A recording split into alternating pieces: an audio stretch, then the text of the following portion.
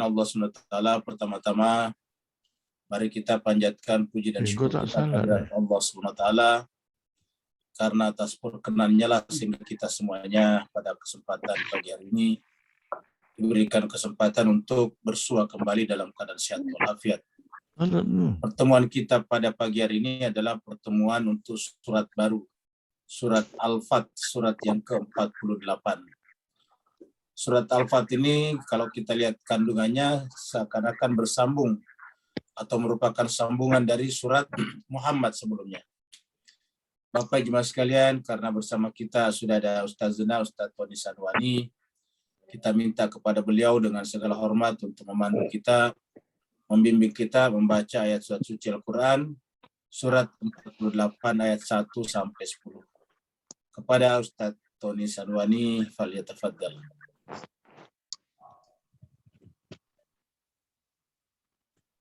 Terima kasih, Ustaz. Assalamualaikum warahmatullahi wabarakatuh. Waalaikumsalam warahmatullahi wabarakatuh. Baik Bapak Ibu, kita lanjutkan bacaan tadarus kita di ayat di surat Al-Fat. A'udzu billahi minasy syaithanir rajim. Bismillahirrahmanirrahim. A'udzu billahi minasy syaithanir rajim. Bismillahirrahmanirrahim.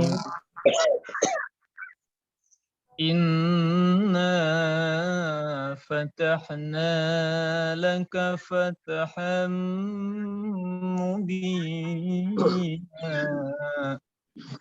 Inna fatahna laka fathan mubina. ليغفر لك الله ما تقدم من ذنبك وما تأخر ليغفر لك الله ما من ذنبك وما تأخر ويتم نعمته عليك ويهديك صراطا مستقيما ويتم نعمته عليك ويهديك صراطا مستقيما وينصرك الله نصرا عزيزا وينصرك الله نصرا عزيزا. هو الذي أنزل السكينة في قلوب المؤمنين والذي أنزل السكينة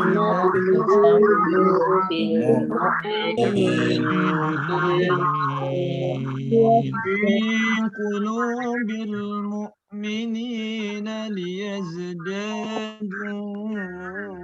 إيمانا مع إيمانهم في قلوب المؤمنين إيمانا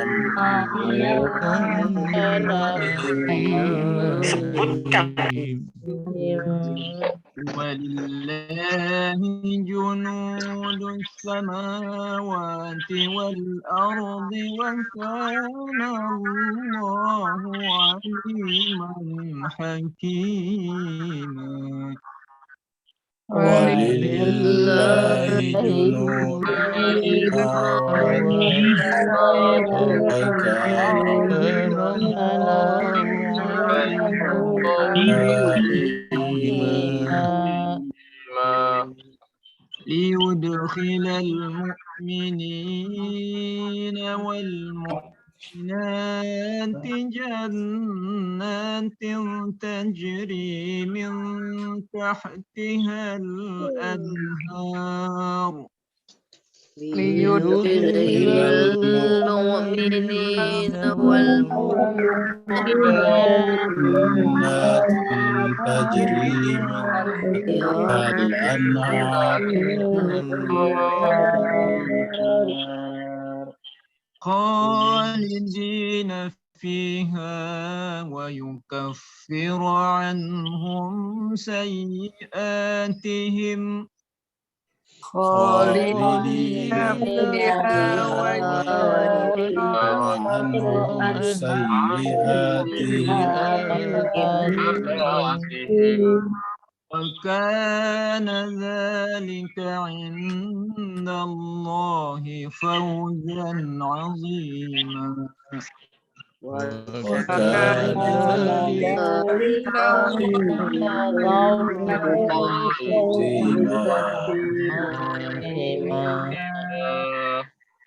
ويعذب المنافقين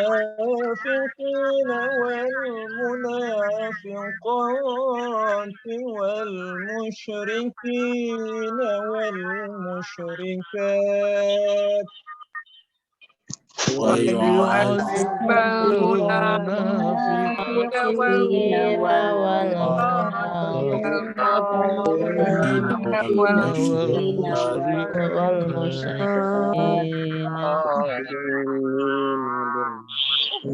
والمشركين والمشركات الظانين بالله السوء عليهم دائرة السوء والمشركين والمشركات الظانين بالله عليهم دائرة السوء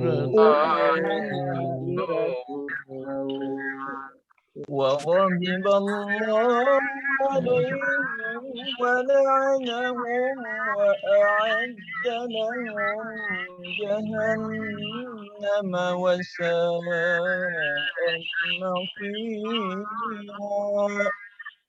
وغضب الله عليهم وأعد لهم جهنم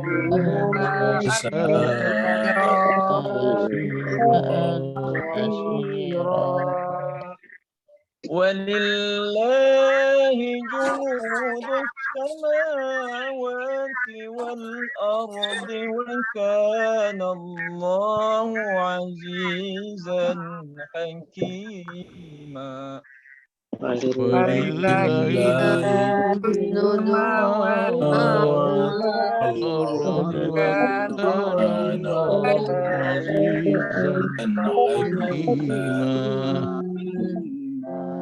إنا أرسلناك شاهدا ومبشرا ونذيرا إنا أرسلناك شاهدا ومبشرا ونذيرا لتؤمنوا بالله ورسوله وتعزروه وتؤقروه لتؤمنوا بالله ورسوله وتعزروه وتوقروه وسبحوه بكرة وأصيلا وتصبحوا بكرة وأصيلا إن الذين يبايعونك إنما يبايعون الله يد الله فوق أيديهم إن الذين يبايعون إنما يبايعون الله يد الله فوق أيديهم فمن نكث فإنما ينكث على نفسه ومن أوفى بما عاهد عليه الله فمن من نكث نكث فإنما ينكث على ومن بما عهد عليه الله فسيؤتيه أجرا عظيما فسيؤتيه أجرا عظيما صدق الله العظيم صدق الله العظيم اللهم سلم وزد وبارك على رسول الله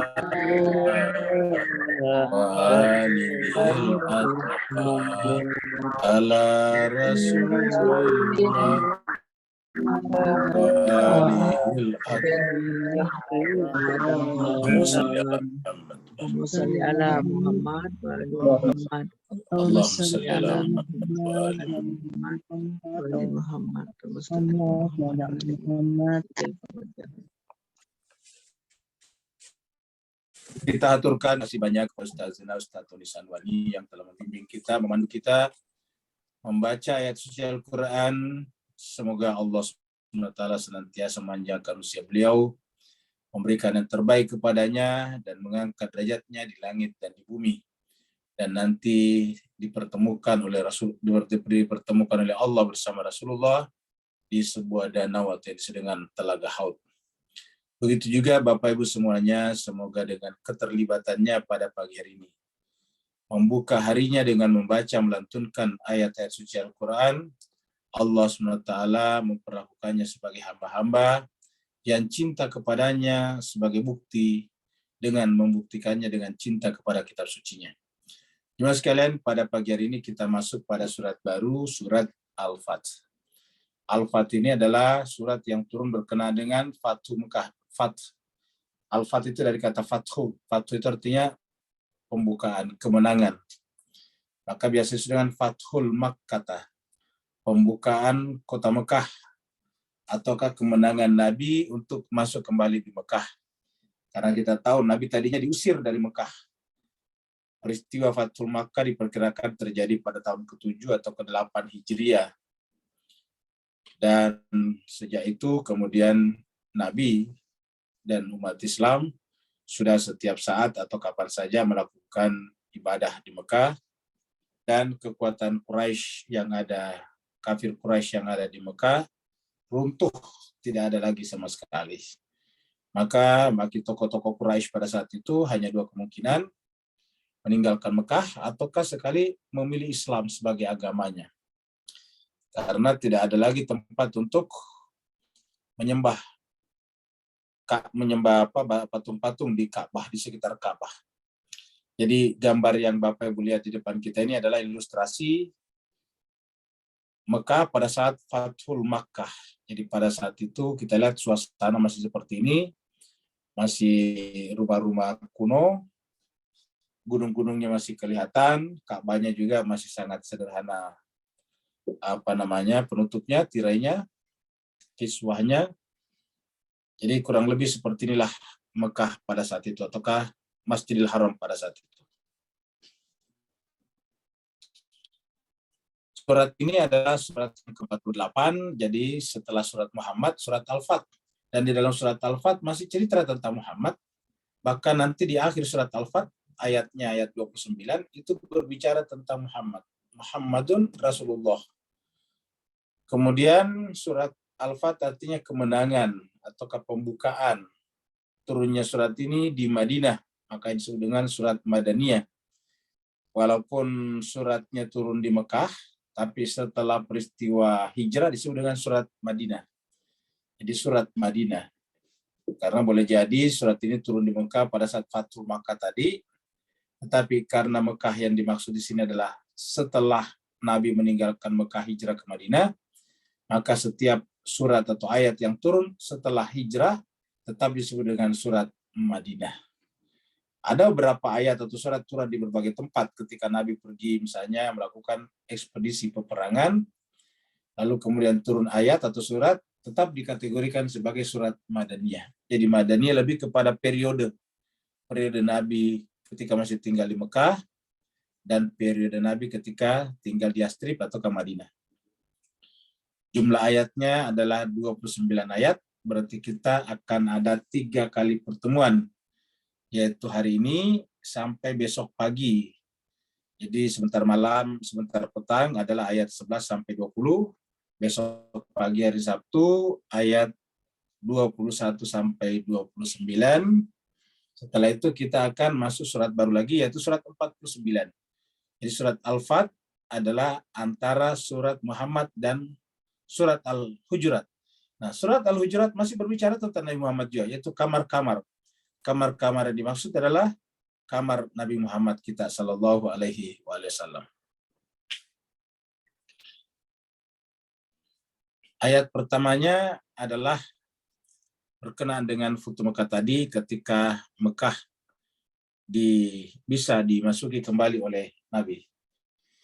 Perlu kita sampaikan Bapak sekalian bahwa sebelum atau setahun atau beberapa saat sebelum Futuh Mekah, itu Nabi sudah datang ke sana untuk berumroh, tetapi kemudian dihentikan di sebuah tempat namanya Hudaybiyah.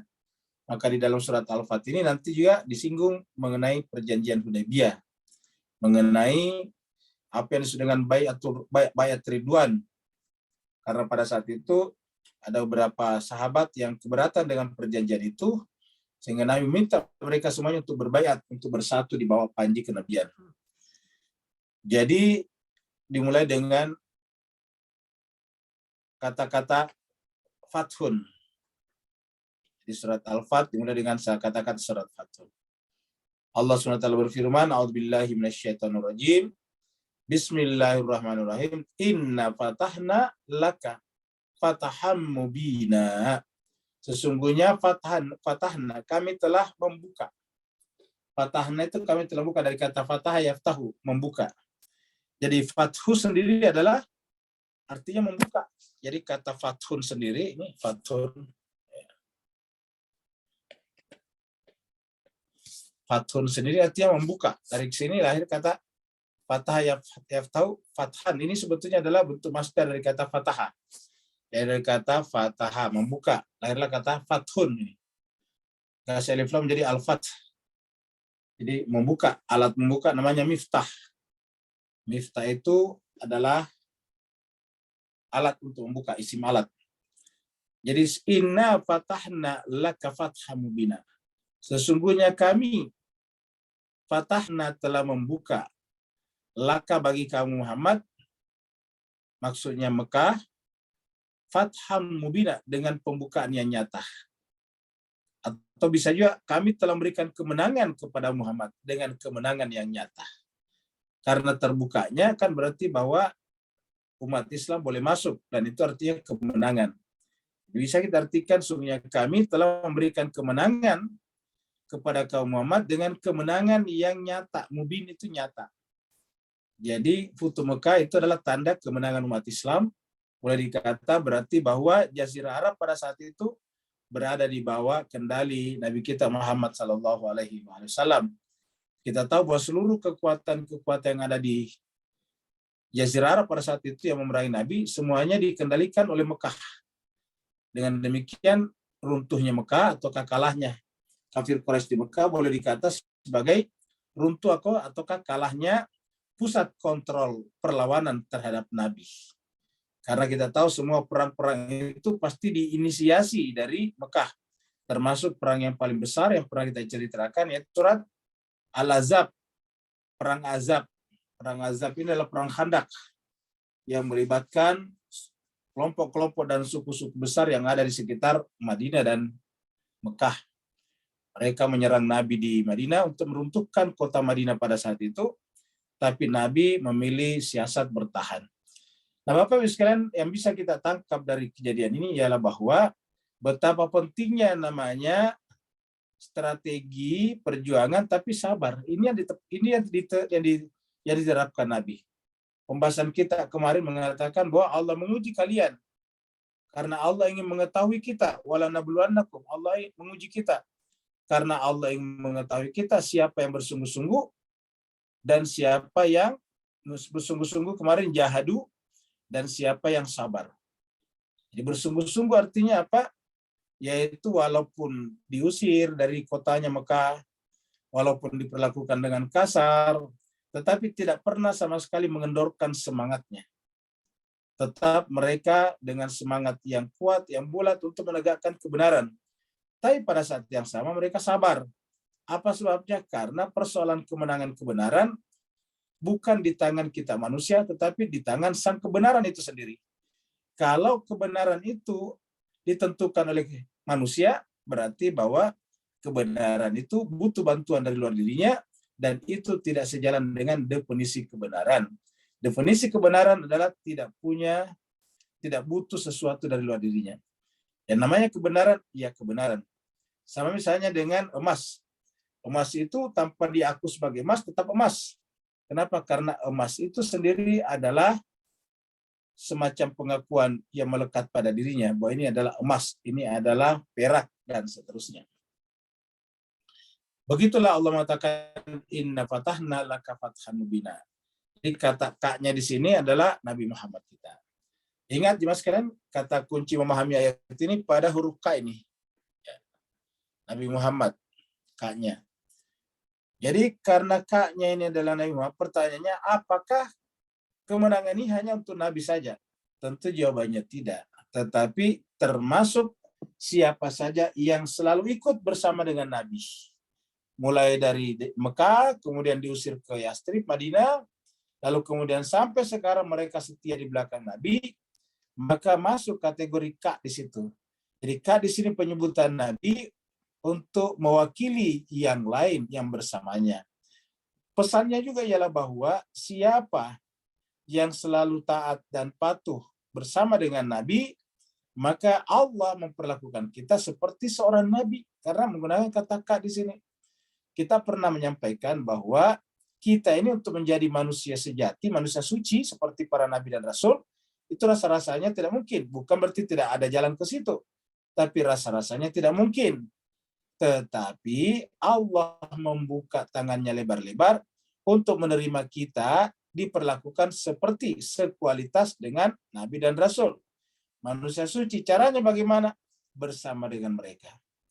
Dalam pembahasan-pembahasan sebelumnya kita sudah sampaikan bahwa ketika Allah menyelamatkan para nabi dan rasulnya, selalu ada kata-kata walladzina amanu ma'ahu. Ya, misalnya wanajjaina Nuhan, kami menyelamatkan Nabi Nuh. Siapa lagi? Walladzina amanu ma'ahu. Dan orang-orang yang beriman bersamanya. Jadi selalu orang-orang beriman bersamanya. Jadi apabila kita sudah beriman, berwilayah, dan membantu sang nabi, maka kita berhak naik di atas perahunya Nabi seperti Nabi Nuh. Yang bikin perahu itu adalah Nabi Nuh, tetapi semua orang yang beriman kepadanya, maka berhak naik di atas perahu tersebut seperahu, sekendaraan dengan Nabi Nuh. Begitulah juga dengan Nabi Muhammad kita sallallahu alaihi wasallam.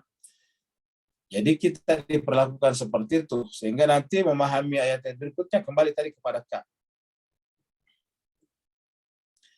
Allah SWT memiliki ampunan seluas langit dan bumi. Jadi wa maghfiratun, bersegeralah kepada ampunan Tuhan, wasari ila maghfiratin mirabbikum wa jannatin arduhas samawati wal ard uiddat lil muttaqin, yang dipersiapkan untuk orang yang bertakwa. Jadi bersegeralah kepada ampunan Tuhan. Nah, jemaah sekalian terbagi, ayat berikut ini bicara tentang ampunan. Liyaghfira, li menunjukkan untuk. Jadi kemenangan itu tadi salah satu tujuannya ialah liyaghfira lakallahu ma taqaddama min dzambika wa ma ta'akhkhar. Bapak Ibu sekalian, kalau kita membaca ayat ini tanpa mulai penekanan pada huruf K tadi, ingat tadi sebelumnya huruf K, ini K-nya. Ya. Jadi kalau kita tidak memberikan penekanan pada huruf K dan maknanya tadi, maka kemudian kita menganggap bahwa Nabi Muhammad juga berdosa. Coba Bapak Ibu baca ayat ini. Jadi li untuk, ya ghafira Allah, Allah di sini pelakunya. Jadi untuk Allah ampuni engkau Muhammad. Li ghafira laka, memberikan ampunan kepada Muhammad.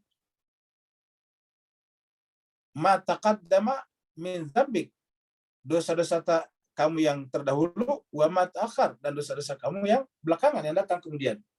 Nah, jadi kalau kita lihat seakan-akan Nabi itu berdosa, dan ini yang banyak yang kadang digunakan orang mengatakan bahwa Nabi itu biasa salah juga. Kalau dia biasa salah, bertentangan dengan kata maksum, bertentangan dengan kata bahwa Nabi itu adalah manusia suci yang dijaga oleh Allah SWT. Bahkan di beberapa cerita dikatakan bahwa sejak Nabi masih kecil, malaikat sudah datang mencuci hatinya, menggantinya dengan hati yang bersih. Itu cerita yang beredar. Jadi kalau kita menerima cerita seperti itu, tapi pada saat yang sama mengakui Nabi Muhammad itu biasa salah, ini kontradiksi namanya.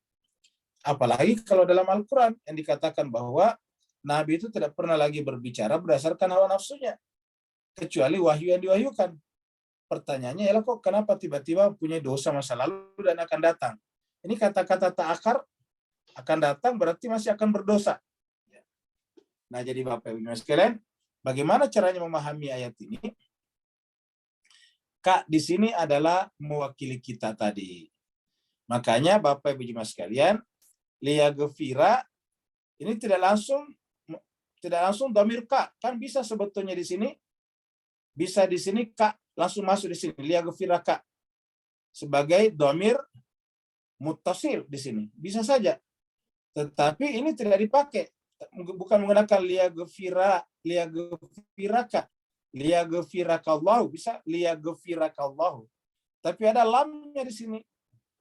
Liyaghfira laka, supaya Allah memberikan ampunan laka kepadamu.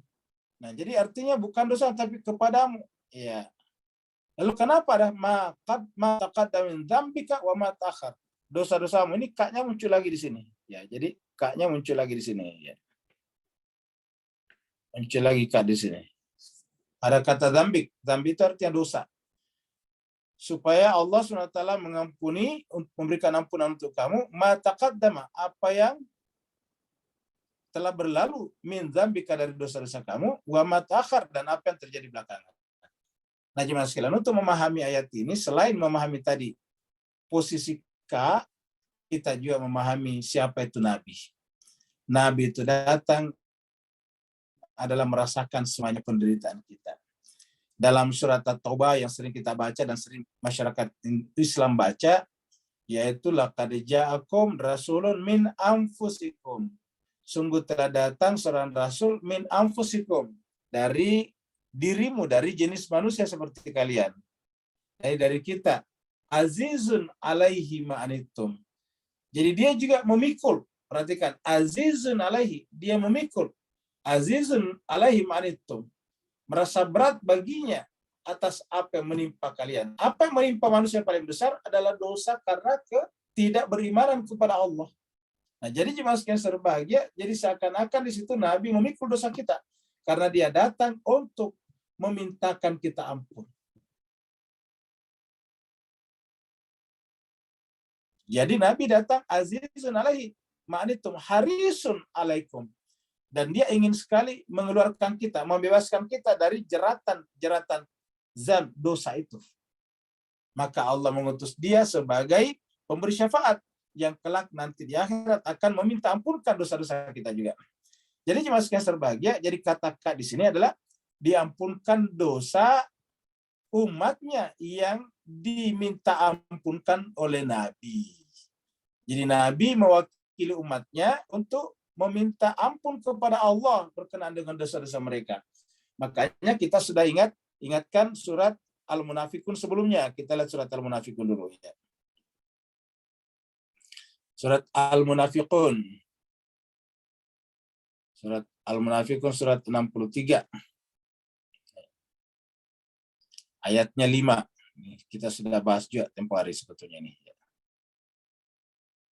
Ini ayat 5. Wa idza qila lahum, dan apabila dikatakan kepada mereka, ta'alau, marilah. Jadi Nabi meminta kepada mereka ta'al itu artinya mari. Ta'alau, mari kalian semuanya. Ya. Untuk apa? Yastaghfir lakum Rasulullah. Jadi marilah kalian semuanya. Jadi Allah mengutus Nabi kepada seluruh manusia agar dengan begitu Rasul minta ampun ke mereka nih. Yastaghfir lakum Rasulullah. Supaya Rasulullah mengistighfarkan kalian. Yastaghfir lakum, mengistighfarkan kalian. Ini lam juga. Yastaghfir lakum, meminta ampunkan kepada Allah dosa-dosa kalian. Nah, jadi ingat, ulangi lagi, untuk meminta ampunkan kalian atas dosa-dosa kalian. Berarti dosa-dosa kita seakan-akan diwakili oleh Nabi pada saat itu. Jadi bukan dosa hanya Nabi, dosa umatnya yang diminta ampunkan kepada Allah. Jadi yastaghfir lakum Rasulullah, supaya Rasul minta ampunkan kalian. Jadi tujuannya adalah, diantara tujuannya kita bernabi ataukah berimam kepada Nabi ataukah berwilayah kepada Nabi adalah agar Nabi sudi meminta ampunkan dosa-dosa kita. Yastaghfir lakum Rasulullah. Ini satu. Yang kedua, kita bisa juga lihat di dalam surat An-Nisa, ya, surat An-Nisa surat yang keempat. Di mana Allah juga mengatakan kita akan diampunkan, ya. Ayat 64. Ini ayat 64. Allah berfirman, "Wa ma arsalna min rasulin," dan tidak mengutus daripada rasul illa kecuali liuta'ah, untuk ditaati. Biiznillah, atas izin Allah. Walau seandainya annahum, manusia itu, zalamu, ketika menzalimi anfusahum, dirinya. Zalamu anfusahum berarti menzalimi dirinya, artinya berdosa. Maka ja'uka, mereka harus datang kepada Muhammad. Jadi kita lihat ja'uka, kanya di sini Muhammad tadi. Ja'uka, mereka harus datang kepada Muhammad. Lalu, fa-nya kita artikan lalu. Lalu fastaghfarullah. Lalu orang itu atau umat ini, masyarakat itu, orang itu meminta ampun kepada Allah. Fastaghfarullah. Jadi meminta ampun kepada Allah. Setelah itu wastaghfara lahumur rasul. Dan kemudian Rasul juga istighfar ke mereka ini. Wastaghfara, Rasulnya, pelakunya, Rasulullah minta ampunkan lahum, kepada mereka. Nah, jadi istighfarnya istighfarnya Nabi kepada Allah adalah mewakili umatnya. Ulangi lagi, mewakili umatnya. Ya, jadi orang tidak bisa langsung datang kepada Allah, harus datang melalui Nabi dulu. Yang bersangkutan memang mengatakan juga istighfar kepada Allah, astagfirullah ini. Astagfirullah, kalau kita hilangkan fa-nya, astagfirullahalazim, kan begitu. Aku minta ampun kepada Allah. Aku minta diampuni dosa-dosaku oleh Allah. Nah, tetapi selain itu wastaghfar lahum rasul. Rasul juga istighfarkan mereka. Jadi istighfarnya Rasul di sini kita lihat bukan dosanya.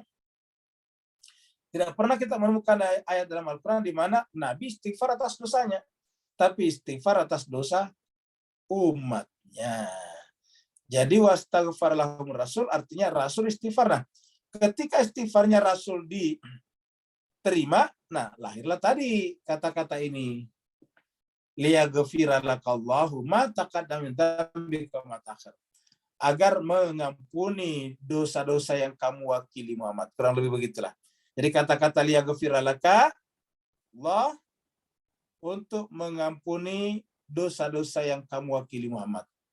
Allah SWT ampuni dosa-dosa yang kamu wakili. Baik yang terdahulu ataupun yang kemudian daripada dosa tersebut.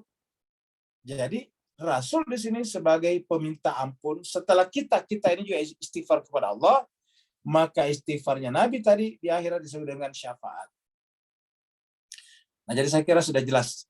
Karena kalau kita bayangkan ini jemaah sekalian, kalau kita tidak bahas dengan seperti tadi, ini bisa melahirkan kesan Nabi juga berdosa. Padahal kita sudah berangkat bahwa Nabi tidak mungkin berdosa. Wa yutimma ni'matahu 'alaika. Lalu kemudian menyempurnakan nikmatnya atas kalian. Nah, dari sini kita lihat bahwa kerja Nabi itu adalah kerja mewakili umat. Karena ada lagi sini wa yutimma ni'matahu. Kita tahu bahwa nikmat Allah kepada kita ini juga kepada Nabi disempurnakan setelah Nabi mengangkat sepupunya menjadi kata-kata maula, mangkuntu maula. Jadi wa yutimma ni'matahu 'alaika, setelah terjadi peristiwa Ghadir Qum itu, beberapa saat kemudian turunlah ayat al-yauma akmaltu lakum dinakum wa atmamtu 'alaikum ni'mati wa atmamtu 'alaikum ni'mati. Jadi kenikmatan disempurnakan di situ. Wa yutimma ni'matahu 'alaika wa yahdiyaka, dan memandu kamu. Wa yahdiyaka siratan mustaqimah, memandu kamu tetap mengikuti jalan yang lurus. Jadi siratan mustaqimah ini kita sudah ketemu tugas Nabi ini di surat 42 ayat-ayat terakhir, ayat 52 dan 3. Ini wa yahdiyaka siratan mustaqimah. Jadi saya kira Pak sekalian, mudah-mudahan ini bisa clear bahwa Nabi tidak berdosa ya. Kemudian kemenangan Nabi memasuki Mekah ini, Fathul Makkah, itu adalah pertolongan Allah SWT, karena di sana tidak ada pertumpahan darah, tidak ada peperangan, tapi tiba-tiba umat Islam memiliki rasa takut yang luar biasa, padahal mereka sendiri telah membuat perjanjian Hudaybiyah sebelumnya, bahwa Nabi boleh datang ke Mekah tahun depan untuk tawaf di Mekah selama 3 hari, setelah itu kemudian balik lagi. Nah, mereka sendiri, maka kedatangan Nabi berikutnya itu ternyata melahirkan ketakutan yang luar biasa pada tokoh-tokoh Quraisy dan orang kafir Quraisy musyrik yang ada di Mekah. Lalu kemudian mereka bahkan bertekuk lutut pada saat Nabi datang ke sana untuk berumrah. Pertolongan Allah itu dekat. Nasrullah qarib, inna nasrullah qarib. Wa yansurakallah. Jadi yang pertama tadi adalah mengampuni dosanya. Yang kedua, wa yansuraka, menolong kamu. Gimana sekalian? Sebetulnya siapa yang dimaksud ditolong di sini? Kita mengatakan Nabi Muhammad. Jadi kebanyakan kita pasti mengatakan Nabi Muhammad. Kamu gitu Pak, Bu sekalian. Kebanyakan kita mengatakan ini adalah kaknya yang ditolong Nabi Muhammad. Pertanyaannya, apakah Nabi tidak ditolong sebelumnya? Ya, pertanyaan, apakah dia tidak ditolong sebelumnya? Nabi itu tidak pernah tidak ditolong oleh Allah. Setiap saat, bahkan sebelum kenabian pun ditolong oleh Allah. Ya. Pertolongan Allah itulah yang menyebabkan Nabi berjumpa dengan orang-orang baik dalam hidupnya. Meninggal ayahnya, dididik oleh ibunya yang sangat bagus, Aminatus Sadiyah. Kemudian setelah itu dididik oleh kakeknya, Abdul Muthalib. Ini orang-orang terbaik. Setelah itu dididik oleh pamannya, Abu Talib, dia orang terbaik. Setelah itu berjumpa dengan wanita yang terbaik, Khadijatul Kubra. Ini kan pertolongan Allah semuanya. Iya. Bahkan yang paling penting adalah mengangkat Muhammad bin Abdullah sebagai nabi, itu pertolongan luar biasa. Kemenangan Mekah ini tidak ada apa-apanya dibanding dengan pemilihan Nabi Muhammad, pemilihan Muhammad bin Abdullah sebagai nabi. Jadi Nabi tidak pernah tidak ditolong setiap saat. Ya, ketika Nabi misalnya keluar dari rumahnya pada saat dikepung oleh orang kafir Quraisy di Mekah waktu mau hijrah ke Yastrib, Madinah, dan digantikan oleh Ali, itu pun pertolongan Allah melalui Ali. Ya, melalui Ali. Kemudian ketika berjalan bersama dengan sahabatnya Sayyidina Abu Bakar, lalu kemudian naik di atas Gunung Thaur. Gunung Thaur itu keduanya bersembunyi, dan orang kafir Quraisy lalu lalang mondar-mandir di sekitar gua itu, tapi tidak pernah berpikir untuk masuk ke dalam gua itu. Itu pun adalah pertolongan Allah. Nabi sampai di Madinah, mengumpulkan masyarakat Madinah dan sekitarnya, dibuatkan satu perjanjian, namanya Madinah. Itu adalah pertolongan Allah semuanya. Kemenangan demi kemenangan yang terjadi di Madinah itu pertolongan. Jadi pertolongan Allah itu bukan pada saat Futuh Mekah saja, tapi setiap saat Allah menolongnya. Lalu kalau begitu, untuk apa di sini maksudnya? Lagi-lagi tadi, yang ditolong adalah umat Muhammad sebetulnya. Jadi kalau nabinya sudah tertolong secara pribadi, yang belum tertolong adalah umat ini. Maka kalau kita bersama dengan Nabi, maka kita pasti juga akan ditolong olehnya. Siapa yang patuh kepada Nabi, ati Allah, ati Rasul, maka otomatis nanti ditunggu oleh Rasulullah di telaga yang bernama dengan Haud atau telaga itu. Jadi wayan surakallah, supaya Allah mengampuni, memberikan pertolongan kepada Muhammad dan umatmu yang mewakilkan dirinya kepadamu. Nasran aziza, dengan pertolongan yang mulia, aziza. Nasran aziza. Jemaah sekalian, kenapa? Bagaimana caranya Allah memberikan pertolongan kepada kita? Pertolongan yang paling besar adalah ketika Allah menghadirkan dirinya pada jiwa kita. Itu pertolongan besar. Pertolongan itu bukanlah yang terbesar kalau hanya bisa makan dan minum. Karena itu Allah sudah menciptakan alamnya memang untuk kita makan dan minum. Pertolongan yang besar juga itu adalah apabila Allah berkenan untuk hadir kembali dalam singgasananya yang disimpan dalam jiwa kita. Setelah kita mampu melepaskan, mengusir, menghilangkan, mengeluarkan semua yang bukan ilah yang sesungguhnya. Kita berhasil melakukan takhalli, la ilaha, baru ilah Allah. Nah, pada saat Allah bertahta di sana, lahirlah hati yang bening, sakinah namanya. Inilah hati yang sakinah, hati yang tenang. Ketenangannya itu menyebabkan cahaya terpancar daripadanya. Huwaladzi anzala sakinata. Jadi dialah yang menurunkan sakinah. Jadi sakinah, Pak Bu sekalian, ini paling sering diucapkan kalau ada kawinan. Biasa disingkat samawa, sakinah, mawaddah, warahmah. Jadi huwaladzi anzala sakinah, dialah Allah yang menurunkan as-sakinah, ketenangan jiwa, ketentraman. Fi qulub, dari tempatnya di kalbu. Jadi ayat ini menjelaskan kepada kita bahwa yang namanya sakinah itu letaknya di kalbu. Bukan di kaki, bukan di tangan, bukan di lisan, tetapi di kalbu. Dari kalbu nantinya baru kemudian menjelma menjadi perbuatan di tangan, di kaki, dan di lisan. Jadi huwaladzi anzala sakinata, dialah Allah menurunkan as-sakinah fi qulubil mu'minin, di dalam kalbunya orang beriman. Jadi syaratnya orang beriman. Fi qulubil mu'minin. Makanya ada hadis qudsi mengatakan, majtama'a qaumun fi baitin min buyutillah yatluna kitab Allah wa yatadarasuna bainahum illa nazalat alaihimus sakinah. Jadi illa nazalat alaihimus sakinah wa ghasyyathumur rahmah wa khaffat alaihimul malaikah wa dzakarahumullah fi man indah. Itu hadis qudsi. Majtama qaum, tiadalah berkumpul satu kelompok, sejumlah orang, fi baitin, di sebuah rumah, min buyutil, di antara rumah-rumah Allah. Apa mereka lakukan di sana? Yatluna kitab Allah. Mereka membaca, mentelaah kitab Allah. Yatluna, bukan hanya ikrauna, tapi yatluna kitab Allah. Wa yatadarasuna bainahum, dan saling mengajarkan di antara mereka. Illa, kecuali Allah akan memberikan kepadanya nazalat alaihimus sakinah, diturunkan kepadanya sakinah. Jadi pengundang sakinah dalam kalbu orang beriman adalah Al-Quran. Yatlu alaihim, mengajarkan Al-Quran, baru kemudian nazalat alaihimus sakinah. Liyasdadu imanan ma imanin, sehingga kemudian bertambahlah iman itu yang memang sudah ada sebelumnya. Jadi menunjukkan iman itu bertumpuk-tumpuk menjadi tambah naik, tambah naik, tambah naik, sampai ketika tidak ada lagi jarak antaranya dengan Allah, namanya yakin. Jadi di puncak iman ada yakin. Jadi kalau iman itu masih yazid wa yanqus, bisa naik bisa turun.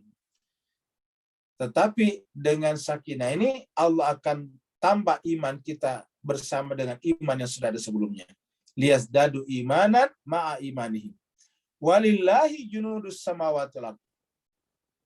Jadi persoalan kalbu adalah persoalan langit dan bumi. Dan Allah mengatakan kepunyaan Allah junudus samawati wal ardh. Ada tentara langit dan bumi. Yang bagi orang beriman akan menambah sakinah pada dirinya, tapi bagi orang yang tidak beriman bisa menjadi petaka bagi dirinya, musibah bagi dirinya. Wa kana Allahu aliman hakimah. Dan adalah Allah SWT adalah aliman hakiman, maha mengetahui lagi maha bijaksana. Ini adalah ilustrasi telaga Haud. Ya, telaga atau Haud. Ya, Haud itu artinya telaga. Karena di Melayu menjadi telaga Haud. Suatu telaga di sorga, tempat Nabi nanti menunggu kita di sana. Liyudkhilal mu'minina wal mu'minat. Untuk Allah SWT masukkan orang mukmin laki-laki dan mukmin perempuan jannatin ke dalam surga tajri yang mengalir min tahtiha al-anhar, bawahnya sungai-sungai. Sungainya kemarin kita bicara ada 4 ya. Ada yang asin rasanya netral, tidak asin dan tidak ini. Kemudian ada lagi yang susu ya juga tidak berubah. Ada lagi khamar, ada lagi yang lain. Jadi ada 4 macam. Jadi tajri min tahtiha al-anhar khalidina fiha, mereka kekal di dalamnya. Khalidina fiha, mereka kekal dalam surga itu. Wa yukaffira anhum sayiatim. Nah, ini tadi berkat doanya tadi Nabi, maka kemudian sayiat, kejahatan-kejahatan kita, kesalahan-kesalahan kita, dosa-dosa kita, lalu kemudian terhapus. Wa yukaffira anhum sayiatim. Jadi karena Nabi tadi meminta ampunkan kita, dan Allah ikut mengampuni kita setelah Nabi meminta ampunkan, maka dosa-dosa kita menjadi terhapus. Yukafir itu ditutup, di write off. Wa kana dzalika 'indallahi fawzan azima. Dan adalah yang demikian itu, zalika yang demikian itu, indallah di sisi Allah adalah fauzan azima, ada keberuntungan yang besar. Ada fauzan azima, keberuntungan yang agung. Jadi inilah disebut dengan keberuntungan yang sungguhnya. Keberuntungan di dunia bukanlah keberuntungan yang paling besar. Keberuntungan paling besar yang disebut dengan fauzan azima adalah di sisi Allah SWT ketika kita dimasukkan ke dalam surganya setelah sebelumnya diampuni dosa-dosanya.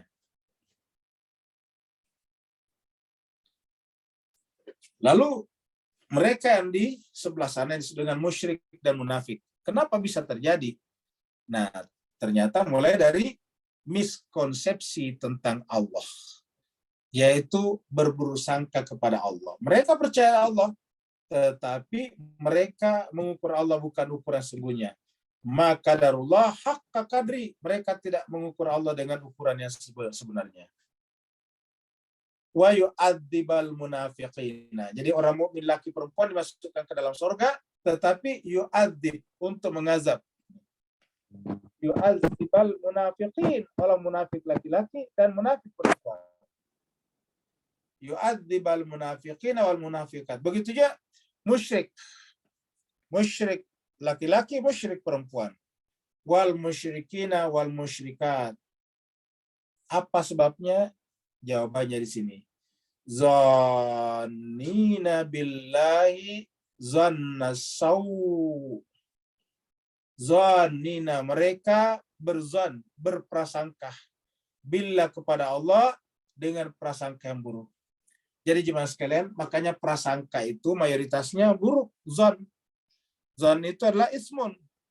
Ba'da zan itu adalah ismun. Sebagian daripada zan itu adalah dosa. Kalau kepada manusia saja kita dilarang berzu'zan, ini su'zan, zannya di luar, su'zan atau kazan, maka apalagi kepada Allah. Nah, orang-orang munafik laki perempuan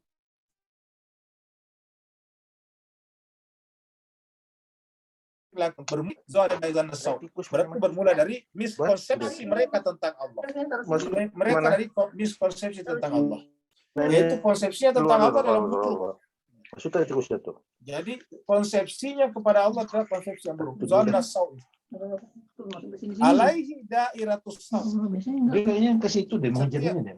Kebawaan kali ya. Setiap orang bersangka buruk kepada Allah, maka sangka buruknya itu kembali kepada dirinya. Benar-benar. Dairatus sawi. Ya. Jadi justru sangka atau kayak yang disangkakan itu kembali kepada dirinya. Dari sini kemudian Nabi mengatakan bahwa Allah tergantung persangkaan kita kepadanya. Kalau kita menyangka Allah buruk, ya yang buruk itu terjadi pada diri kita. Ini alaihim dairatus sawi. Jadi kalau kita menyangka Allah dengan sau, maka sau itu adalah menimpa kita. Tapi kalau kita menyangka Allah dengan khair, dengan hasanat, ini sau lawannya hasan, ihsan, maka juga hasanat itu juga akan datang kepada kita. Bukan kayak kita minta Rabbana atina fid dunya hasanah wa fil akhirati hasanah wa ghadiballahu alaihim. Jadi bukan saja mereka akan ditimpa di sini keburukan, tetapi juga ghadiballahu alaihim. Wa la'anahum, dan Allah melaknat mereka. Jadi Allah murka kepadanya dan Allah melaknatnya. Jadi kalau kita mengatakan ghairil maghdub, nah ini dia. Ghadiba adalah satu asal kata dengan maghdub. Ghadiba bentuk aktifnya murka. Maghdub orang yang dimurka. Jadi ghadiba itu adalah melakukan kemurkaan, sedangkan maghdub orang yang terkena kemurkaan. Maghdub dimurkai oleh Allah. Wa'adda lahum jahannam wa sa'at masira. Dan Allah menjanjikan kepada mereka neraka jahanam. Dan seburuk-buruk tempat tinggal itu neraka jahanam. Allah lah yang memiliki langit dan bumi. Langit dan bumi adalah sekaligus tentara Allah. Walillahi, dan kepunyaan Allah lah. Junudus samawati wal ardh, tentara langit dan bumi. Jadi langit dan bumi ini bisa menjadi tentaranya Allah untuk kita. Walillahi junudus samawati wal ardh. Qarun ditenggelamkan ke bumi al-ard. Ya. Kaum yang lain seperti kaum Ad itu kemudian ditimpa dengan petir halilintar yang menggelegar dari langit. Wa kana Allahu azizan hakima, dan Allah SWT adalah azizan, maha perkasa lagi maha bijaksana. Tugas Nabi, ya, ini berdasarkan surat Al-Ahzab, yaitu adalah syahidan, saksi, basyiran, mubasyiran, pemberi kabar gembira, wa nadhira, pemberi peringatan, wadayan ilallah, dan menuntun, mengajak, membimbing kita kepada Allah, biznihi, wasiraja munira, dan kemudian menerangi hati kita. Inna arsalna, sesungguhnya kami mengutus engkau Muhammad. Jadi kami mengutus engkau Muhammad syahidan, sebagai saksi. Jadi pertama adalah sebagai saksi. Ya. Tentu syarat saksi itu di dunia saja, tidak boleh berbohong, tidak boleh tidak boleh mengarang. Nah, jadi kalau Nabi misalnya tadi berdosa, kan gimana kalau menjadi saksi? Kemudian wa mubasyiran, memberikan kabar gembira, mubasyiran. Kemudian wa nadhira, memberikan peringatan. Di sini sebutkan 3. Tugas Nabi adalah menjadi saksi nanti di akhirat, kemudian memberikan kabar gembira, dan juga memberikan peringatan. Kesaksian Nabi nantinya berdasarkan kesaksian saksi-saksi setelah Nabi. Iman adalah seperti kurang lebih begini. Jadi anggaplah iman ini seperti bulat. Iman itu bulat. Bulat dan kemudian bening. Saking beningnya memantulkan lingkungan di sekitarnya. Jadi kurang lebih iman seperti itu. Maka orang yang bening hatinya karena iman, maka kemudian selalu bertasbih kepada Allah. Ya. Memuji Tuhannya, mensucikan Tuhannya, dan hanya memuji kepadanya. Litu'minu billahi, supaya kalian beriman kepada Allah. Wa rasuli, dan Rasulnya. Jadi pertama beriman kepada Allah dan Rasulnya. Wa tu'azziru, dan kemudian meneguhkannya. Ini kita bisa temukan juga dalam surat Al-A'raf ayat 157.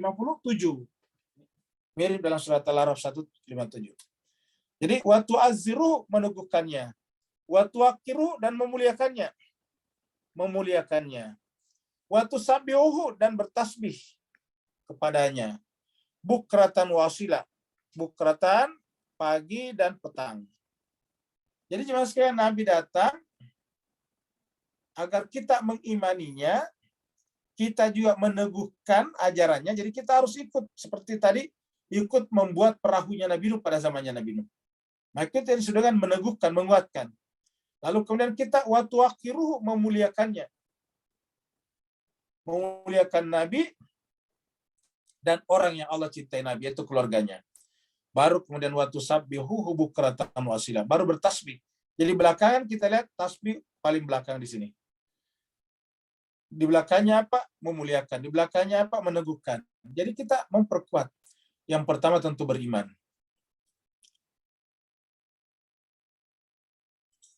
Nah, ini adalah sebetulnya pembahasan yang perlu panjang, tapi waktu kita sangat terbatas. Karena ayat berikut ini, ayat 10, berbicara tentang baiat. Ya. Sekarang ini jemaah sekalian, banyak sekali kelompok yang membaiat, kelompok Islam maksudnya. Ya, dan ini termasuk para kelompok-kelompok teroris biasanya masuk di sana dengan berbaiat atas nama agama. Nah, makanya pertanyaan yang paling penting, kepada siapa kita berbaiat di zaman sekarang? Ini pertanyaan penting sebetulnya. Dan ayat berikut ini menjawabnya dengan jelas. Innalladzina yubayyi'unaka. Sungguhnya orang-orang yang membaiat kamu, yubayyi'unaka. Kaknya di sini adalah Muhammad lagi, ini kaknya. Ya. Jadi kaknya ini adalah Nabi Muhammad. Sungguhnya orang-orang yang membaiat kamu Muhammad, innama. Jadi inna di sini, tapi di sini urut innama. Ada perbedaan dalam kaidah bahasa Arab. Kalau menggunakan kata innama, itu bukan hanya sesungguhnya. Bapak bisa lihat terjemahnya kan sama nih. Ini. Bapak lihat di sini, ini terjemahnya sesungguhnya juga. Ini juga sesungguhnya juga. Sesungguhnya ini sesungguhnya juga. Nah, padahal ketika inna baru masuk mimmat, itu maksudnya tiada lain. Jadi kalau innama itu hanya saja. Seperti innama yuridullah liyudhiba ankum rijsa. Jadi hanya saja. Artinya Allah hanya mensucikan keluarga Nabi, Ahlul Bait, dari berbagai macam kotoran dan membersihkannya dengan sesuci-sucinya. Mensucikannya dengan sesuci-sucinya. Ini ada kata innama. Innalladzina yubayyi'unaka innama yubayyi'unallah. Jadi tiada lain. Siapa yang membaiat Rasul, hakikatnya membaiat Allah dan membaiat Allah ini. Innama yubayyi'una laha. Maka hakikatnya mereka membaiat Allah. Baiat itu dari kata ba'yabi'u, menjual. Jadi pada saat kita berbaiat, menjual diri kita kepada yang menerima baiat kita. Jadi kalau kita berbaiat kepada Nabi, berarti kita menjual diri kita kepada Nabi. Ya. Nah sekarang jemaah sekalian, ayat ini menjelaskan kepada siapa kita berbaiat. Ulangi lagi, innalladzina yubayyi'unaka. Sungguhnya orang-orang yang membaiat kaum Muhammad, hanya saja hakikatnya membaiat Allah. Jadi Allah dan Nabi di sini adalah seperti kita katakan, Nabi itu mewakili Allah. Karena Allah itu bagi kita tidak sanggup kita mencapainya. Panca indera kita tidak sanggup, akal kita tidak sanggup. Maka Allah dengan rahman dan rahimnya, dengan kasih sayangnya, melimpahkan, memanifestasikan dirinya kepada Muhammad. Sehingga berbaiat kepada Nabi Muhammad, hakikatnya berbaiat kepada Allah. Taat kepada Nabi Muhammad, hakikatnya taat kepada Allah. Durhaka kepada Nabi Muhammad, hakikatnya durhaka kepada Allah. Seperti itu. Jadi yubayyi'unaka. Nah dengan demikian, baiat itu harus kepada siapa? Baiat kepada orang yang memiliki otoritas dari Allah. Bukan sembarang orang. Jadi Bapak sekalian, kita ulangi lagi, baiat itu hanya diberikan kepada orang yang memang Allah tugaskan untuk itu, seperti Nabi Muhammad ini. Setelah Nabi Muhammad siapa lagi? Yang juga ditunjuk oleh Nabi Muhammad. Karena kalau ditunjuk Nabi, hakikatnya ditunjuk Allah. Berbaiat kepada Nabi, berbaiat kepada Allah. Taat kepada Nabi, taat kepada Allah. Durhaka kepada Nabi, durhaka kepada Allah. berarti mengikuti yang ditunjuk Nabi, hakikatnya mengikuti Allah. Jadi harus dipilih oleh Rasul. Dan indikasinya sudah jelas di dalam surat 33 ayat 33 itu. Innama yuridullah liyuzhiba ankum rijsa ahlul bait wa yutahhirakum tathira. Ini tercatat di dalam surat 33 ayat 33. Di surat 33 33. Ya, jadi jemaah sekalian, nah pada saat berbaiat apa yang terjadi? Yadullahi fauqa aidihim. Walaupun yang dijabat tangannya adalah Nabi, tetapi sebetulnya hakikatnya tangan Allah. Bapak Ibu lihat ini. Yadullah itu adalah tangan Allah. Ya. Jadi pada saat berbaiat itu kan tangannya Nabi yang dipegang. Tapi apa kata Allah? Hakikatnya adalah tangan Allah. Yadullahi fauqa aidihim. Pada saat mereka memegang tangan Nabi, sebetulnya tangan Allah berada di atas tangan-tangan mereka. Maka barulah berlaku ancaman faman nakatha fa innama yanqusu ala nafsi. Siapa yang melanggar janji, kata nakasa itu menguraikan. Seperti kain yang sudah ditenun, diurai-uraikan benangnya, itu namanya nakasa. Faman nakasa fa innama yanqusu ala nafsihi. Maka siapa yang melanggar ataukah mengingkari janjinya, baiatnya, fa innama yanqusu ala nafsi. Hakikatnya dia melanggar, merusak diri nafsnya sendiri. Wa man awfa, tapi siapa yang memenuhi janjinya, baiatnya, siapa yang memenuhi baiatnya, bima ahada alaihi Allah, terhadap janji yang Allah berikan kepadanya, ini ahad. Jadi baiat itu berkaitan dengan ahad di sini. Ahad di sini adalah perjanjian kepemimpinan, ya, baiat berlaku. Fasayutihi ajran azima. Maka niscaya Allah akan berikan kepadanya pahala yang besar.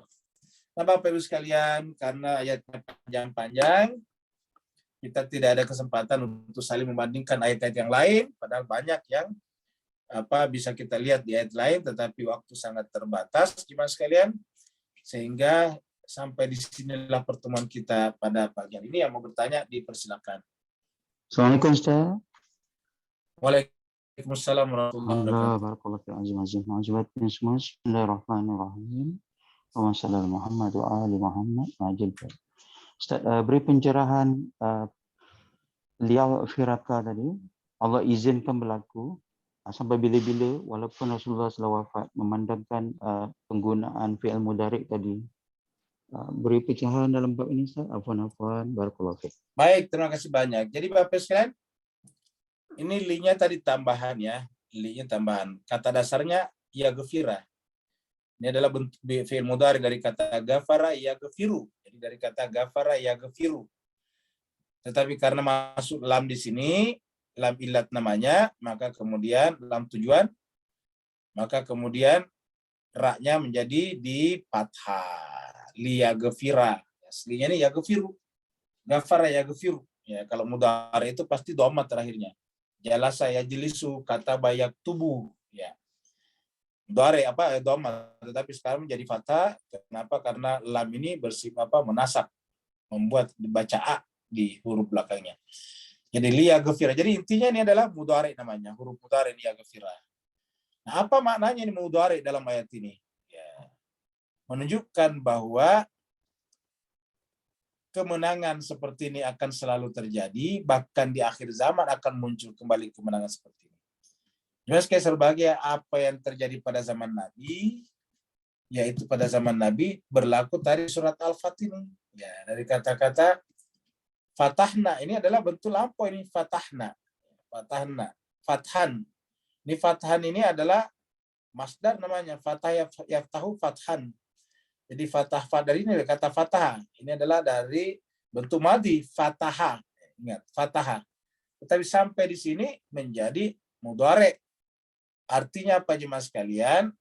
Bahwa kemenangan yang dimaksud dalam surat Al-Fatih ini adalah Futuh Mekah, sedangkan ampunan di sini akan berlaku sampai akhir zaman, selama selalu ada posisi yang ada menempati posisi kenabian. Nah, jemaah sekalian, Maka bagaimana dengan nanti di akhirat, di akhir masa, bukan di akhirat, tapi di dunia, tapi di akhir zaman seperti sekarang. Nah, itu nanti berlaku alfat yang lain. Namanya iza jaa nasrullahi wal fath. Nah, itu dia. Iza jaa nasrullahi wal fath wa ra'aitan nasa yadkhuluna, itu mudhari tuh. Wa ra'aitan nasa yadkhuluna fi dinillahi afwaja. Jadi kalau al-fath ini adalah kemenangan Futu Mekah, maka iza jaa nasrullahi wal fath adalah nanti di akhir zaman. Kemenangan datangnya pemimpin terakhir. Iza jaa nasrullahi wal fath. Itu dari sisi kemenangan. Tetapi para ulama irfan menjelaskan juga bahwa fath ini juga berlaku pada hati. Karena tidak mungkin ada kemenangan di luar kalau tidak dimulai daripada kemenangan di dalam jiwa. Tidak mungkin ada al-fath di luar pembukaan kalau tidak dimulai daripada al-fath di dalam. Jadi al-fath di dalam jiwa kita adalah ketika jiwa kita terbuka ya, untuk menerima Allah saja. Kata-kata terbuka itu setelah yang lain. Setelah berhala-berhala. Ingat, Futu Mekah itu berhala-berhala diturunkan. Jadi al-fath ini akan terjadi apabila berhala-berhala diturunkan dalam jiwa kita. Apa itu berhala? Apa saja yang kita ilahkan selain daripada Allah. Maka la ilah yang dalam istilah kemarin adalah disebut dengan tahalli, itu bisa diartikan dengan penanggalan, penghilangan, penurunan ilah-ilah dalam jiwa kita. Jadi ketika ilah-ilah itu dihilangkan, dikeluarkan, namanya tahalli, atau disebut dengan al-fath yang pertama. Ya. Al-fath yang pertama. Itu diturunkan. Baru nanti kemudian ada al-fath yang berikutnya, seperti yang disebutkan dalam surat As-Saff. Dan nanti yang terakhir adalah al-fath seperti dalam iza jaa nasrullahi wal fath. Seperti itu. Berikutnya ada lagi Bapak Ibu sekalian.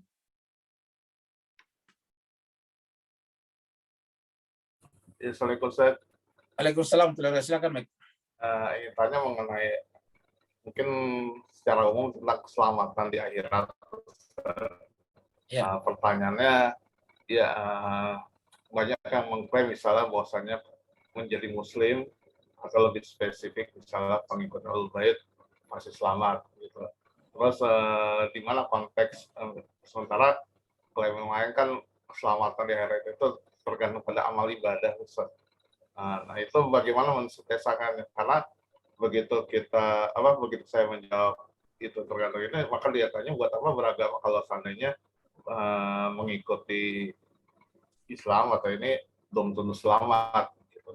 Nah itu bagaimana menjawabnya? Terus yang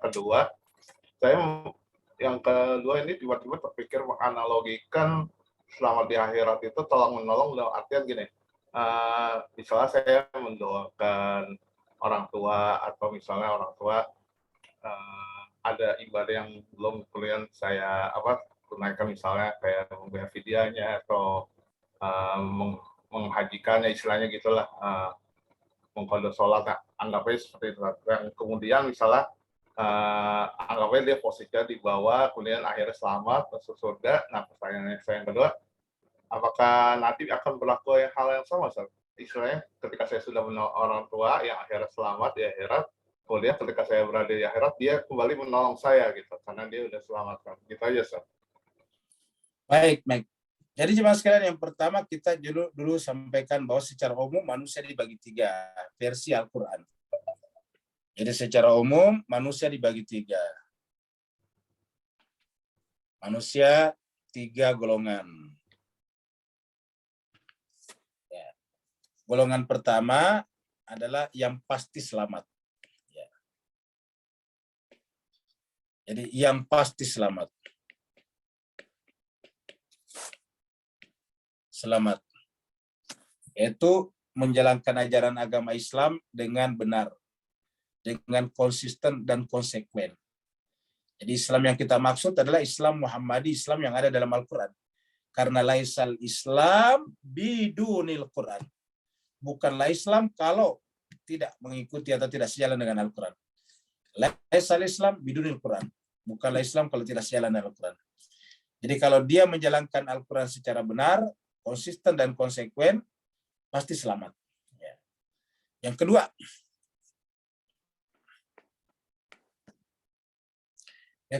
adalah yang pasti celaka. Jadi ada juga yang pasti celaka. Maksudnya pasti masuk neraka. Siapa yang pasti masuk neraka ini? Yaitu orang yang kerjanya merusak di muka bumi. Yufsiduna fil ard, dan membunuh manusia. Kerjanya menumpahkan darah, kerjanya membuat kerusakan di muka bumi. Pokoknya tidak boleh dikatakan kerjanya hanyalah melakukan keonaran di muka bumi. Itu pasti neraka. Ya. Kemudian ada yang ketiga, yaitu yang tidak masuk, yang tidak menjalani Al-Quran dalam pengertian tidak mengenal Al-Quran. Dia bukanlah orang Islam, bahkan bukan orang, bisa juga orang Islam, tapi bahkan bukan orang Islam sekalipun. Tidak mengenal Al-Quran. Tetapi tidak juga melakukan kejahatan. Bahkan masalah kemanusiaan, kita harus angkat topi kepadanya. Jadi tidak membuat kerusakan di muka bumi, bahkan termasuk mengadvokasi bumi, orang-orang yang melakukan pengerusakan di muka bumi itu dituntut dan sebagainya.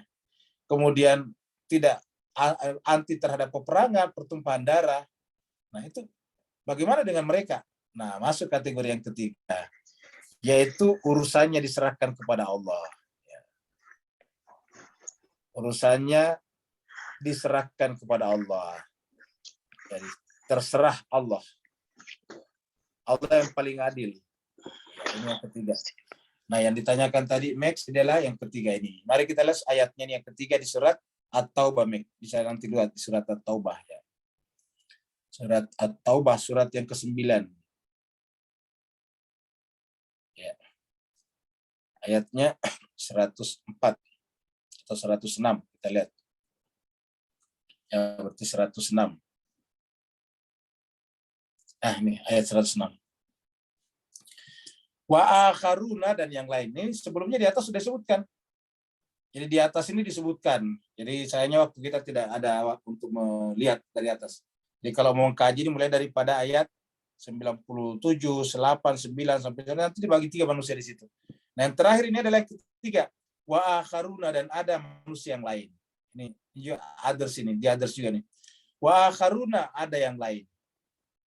Yang urusannya murjauna li amrillah. Urusannya murjauna, dikembalikan kepada Allah SWT. Murjauna li amrillah. Itu adalah urusan Allah SWT. Terserah Allah, imma yu'adzibuhum, apakah dia akan mengazabnya, wa imma yatubu alaihim, ataukah dia akan menerima taubatnya. Allah yang paling tahu, kita tidak tahu hakikatnya. Jadi berdasarkan Al-Quran dibagi 3 manusia. Ya, ada manusia yang pasti selamat, ada yang manusia pasti neraka. Yang paling banyak yang ketiga ini sebetulnya. Karena bisa saja yang ketiga ini datang dari kalangan masyarakat ateis, datang dari kalangan masyarakat yang beragama lain. Kenapa? Karena Allah tidak adil kalau memperlakukan mereka sama dengan kita yang lahir di keluarga dan di masyarakat yang sudah Islam. Mereka butuh perjuangan yang panjang untuk menemukan kebenaran. Nah, maka Allah memperlakukan mereka dengan poin yang ketiga. Urusannya terserah kepada Allah. Jadi, imma yu'adzibuhum atau imma yatubu alaihim. Terserah Allah nantinya apakah dia akan diazab. Kalau Allah menganggap dia memang ada kejahatan tersembunyi yang dilakukan, ya Allah akan mengazabnya. Tapi sebaliknya, kalau kemudian Allah melihat kebaikan-kebaikannya begitu banyak, Allah akan menerima taubatnya ataukah mengampuni dosanya. Yang kedua tadinya adalah berkenaan dengan orang tua.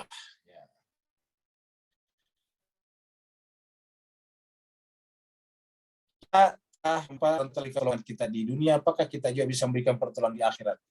Ya, dalam Al-Quran selalu dikatakan bahwa akhirat itu nafsi-nafsi. Ya. Dalam Al-Quran dikatakan yauma la yanfa'u malun wala banun. Pada saat itu tidak bermanfaat lagi anak-anak. Ya. Kata banun itu secara spesifik artinya anak laki-laki. Jadi yauma la yanfa'u malun wala banun illa, kecuali man atallaha biqalbin salim, orang yang datang kepada Allah dalam keadaan kalbu yang salim. Di tempat lain dikatakan wattaqu yauman la tajzi nafsun an nafsin syai'a. Takutlah pada suatu hari ketika pada hari itu nantinya satu orang tidak bisa memberikan pertolongan yang lain. Kalau begitu, terus gimana dengan orang tua kita menolongnya? Cara menolongnya sekarang di dunia. Kita menolongnya sekarang dengan beramal atas namanya, membaca Quran diniatkan untuknya, kita bersedekah atas namanya, kita berkorban juga bisa atas namanya. Seperti itulah. Jadi cara menolong orang tua justru sekarang di dunia ini kita lakukannya. Bersedekah atas namanya, apalagi tadi berkorban nanti atas namanya, baca Quran kita niatkan atasnya, seperti itu dan seterusnya. Maka dengan cara seperti itu kita menolong dia. Bahkan juga sebagai sedapat mungkin setiap kita selesai sholat 5 waktu kita kirimkan Fatihah. Ya, kita kirimkan Fatihah kepada mereka. Ya, jadi kita khususkan kepada mereka ala hadiniya wa likulli sholih Muhammad wa ali Muhammad, khususan ila almarhum bapak saya, ibu saya, bapak mertua, ibu mertua dan sebagainya. Terus kemudian siapa lagi saudara kita yang sudah meninggal dunia. Bahkan nanti wali jami'il muslimina wal muslimat wal mu'mina wal mu'minat fi masyariqil ardi wal magharibiha barri wa bahriha wa sahliha, begitu. Baru Al-Fatihah mas-salawat. Terima kasih banyak Bapak Ibu sekalian atas perhatiannya. Mohon maaf atas segala kekurangan. Kita akhiri sampai di sini. Sampai berjumpa lagi insyaallah sebentar petang. Ustaz, ada pertanyaan Ustaz. Maaf Ustaz, baru masuk. Ada pertanyaan, silakan. Ada Ustaz, tunggu saya Silakan, dulu. Dari Mas Dani.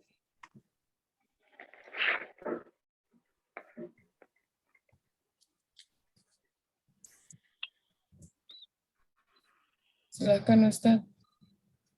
Dari Dani, konsep manzila baina manzilataini dalam aliran teologi Mu'tazilah. Mereka berusaha seketat mungkin untuk menerapkan keadilan Tuhan secara rasional. Saya kira iya, saya kira apa yang dikatakan oleh kaum Mu'tazilah atau Mu'tazili itu adalah seperti itu. Jadi manzila baina manzilataini. Jadi manzila pertama kalau kita sebut tadi yang pertama, dan manzilah kedua yang kedua, dan di antara keduanya tadi kita tempatkan pada yang ketiga, yaitu Allah kita serahkan kepadanya. Karena Allah itu maha adil. Jadi oleh sebab itulah kita tidak boleh bersangka kepada orang-orang. Makanya berkali-kali kita katakan, marilah kita selalu dalam beragama melihat kepada diri-diri kita. Jangan kita kepada orang lain. Karena nanti kita kecewa di akhirat, kalau ternyata orang yang kita sangka buruk ternyata di mata Allah ternyata diperlakukan luar biasa. Karena ada kebaikannya, ada kedekatannya kepada Allah yang kita tidak kenal. Kita hanya melihat dari satu sisi. Ya, kita hanya melihat dari satu sisi. Ya, karena sekarang ini sedikit memberikan penilaian kepada orang lain. Ya, sampai saya baca-baca berita itu ada artis ditegur tidak pakai jilbab, waduh itu marah luar biasa. Jadi kok kerjanya hanya menilai orang lain. Jadi oleh sebab itulah marilah kita dalam beragama ini, dari bahasa Arab mengatakan ibda binafsik, mulailah dari diri, lalu kemudian Al-Quran mengatakan wa fi anfusikum afala tubsirun, dan di dalam diri-diri kalian kenapa tidak pernah perhatikannya, supaya kita selalu bersangka baik kepada orang lain, termasuk tadi yang kita lihat belum Islam. Tapi ternyata tadi Allah memberikan alternatif ketiga, wa akharuna, ya, murjauna li amrillah imma yu'adzibuhum wa imma yatubu alaihim. Itu Allah mengatakan begitu dalam surat At-Taubah tadi 106. Terima kasih banyak. Wa'alafu minkum. Wassalamualaikum warahmatullahi taala wabarakatuh. Waalaikumsalam warahmatullahi wabarakatuh.